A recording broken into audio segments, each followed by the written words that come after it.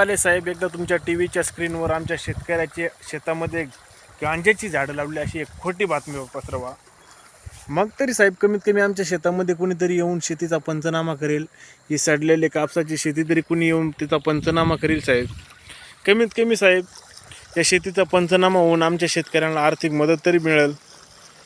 आमच्या शेतामध्ये अक्षरशः काही राहिलेलं नाही साहेब. हे पाहू शकता तुम्ही, झूम करून दाखवतोय. या अशी कापसाची झाडंसुद्धा उपसून पडलेली आहेत. पाण्याचा प्रवाह इतका भयंकर होता, शेतीत मातीसुद्धा राहिलेली नाही. काही ठिकाणी मातीसुद्धा खडून गेलेली आहे. शेतामध्ये वाड्याचं स्वरूप तयार झालेलं आहे. आणि मग अशाही परिस्थितीत जर तुम्ही पंचनामे करीत नसन तर किती दुःखद घटना आहे साहेब.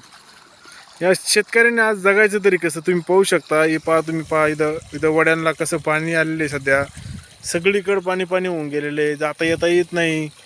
दुसरी गोष्ट, जनावरांचे चारे पण साठलेले आहेत. ते गवत सुद्धा बांधायला नीटनेटकं राहिलेलं नाही, ते सुद्धा सोडून गेलेले आहे.